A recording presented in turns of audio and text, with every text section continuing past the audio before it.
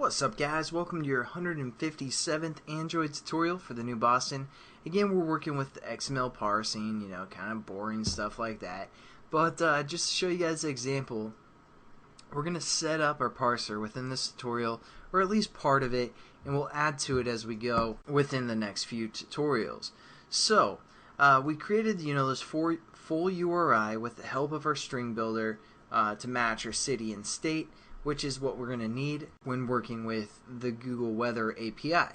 And now what we're going to do is we're going to set up a website within a try bracket, and we're also going to do all our parsing within this try bracket because things sometimes tend to go awry, and we're going to just surround it with a try, and if things don't work out, we're just going to say catch, again exception, just a standard exception, call it E, and all we're going to do is we have this text view which is supposed to display our weather, but if this exception happens, we're just going to say text view set text to error. So there we go. Now if things don't work out, we have a backup plan. You always need to have a backup plan. And then what we're going to do is we're going to set up an actual URL instance. So URL, and we're just going to call this website. This is going to be equal to new URL, and we're going to pass in our string that we created with our string builder, which was called full URL, like that. Again, we just have to add our imports, and there we go. Now we have a URL called website. What we need to do to parse the data is use a SAXParserFactory, or SAX, I said SAX with an A, factory type variable, and then we're going to get down into the XMLReader. Now what SAX stands for is simple API XML, and then we're going to say parser, and then factory. So this is just a variable we're going to call SPF, something like that. And then we're going to say this is equal to our SAXParserFactory and a new instance of that. So all we do is just dot new instance, kind of gives us the default SAXParserFactory, and then we can just kind of specify that a little bit more. We're going to create a SAX parser. And this is just going to be equal to SP. And all we're going to do is we're going to relate to our SPF, our SAXParserFactory, and then we just say dot new SAXParser, again kind of just a default that we're working with. Lastly, and most importantly, since we're reading XML, we're just going to create an XMLReader, and we're just going to call this XR for XMLReader. Set this equal to our SAXParser SP dot get XMLReader. Because again, we're reading XML stuff, so an XMLReader would be nice.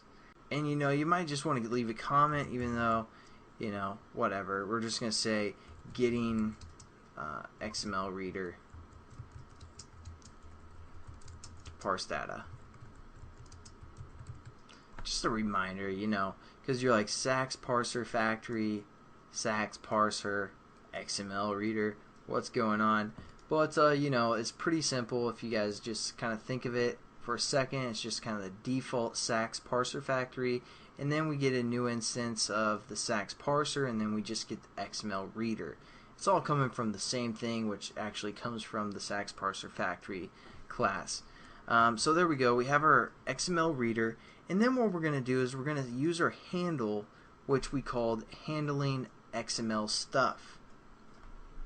So we're just going to set up a variable handling XML stuff, and we're going to call this doing work, because it's pretty much handling all of our business. We're just going to set this equal to a new handling XML stuff variable or instance, and there we go. And then a couple more lines of code. We're going to refer to our XMLReader.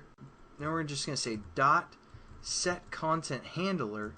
And you're like, oh, handler and handling stuff? Yeah, Well, that's the connection that we're making, and we're going to call this doing work, which is the instance of our variable that we just set up there. And it's giving us an error right now because it's like, hey, I don't know how I feel about this, because I'm supposed to be receiving a content handler, but you're just telling me to do work. So what's going on there? Well, we haven't defined this class. We haven't set up what this instance means. We're going to get to that in a few tutorial, or in the next tutorial probably. But that's what we want to look for, and that's the method how we use this XMLReader to look for the things that we actually want to look for. And then again, we're going to set up this variable, which is a handling XML stuff type variable, to look for the stuff that we actually want, or our city and temperature and all that stuff. And then what we're going to say is our XMLReader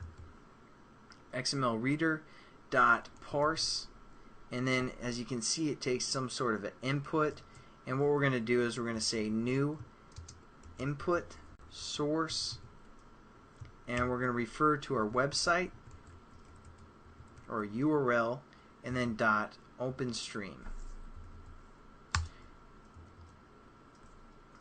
And that's probably it for this tutorial. I know we went through quite a few things here and I didn't really explain much, but it'll make more sense as we go, and I'll probably do a review of this stuff, because again, I told you guys I'd go slow, but all we did is we wanted to get to an XML reader so we can read some XML stuff. So we referred to the SAXParserFactory class, basically just to get the default instance. And then we even specified it a little bit further by creating a SAXParser, and all that's going to do is create a new SAXParser out of our SAXParserFactory.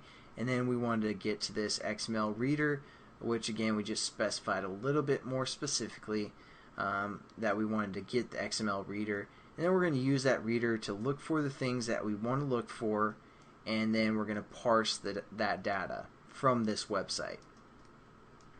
So again, it's a little bit confusing for now, guys, but I promise I'll explain it in the next few tutorials, and I hope to see you guys then. Hope you have a good one, and peace.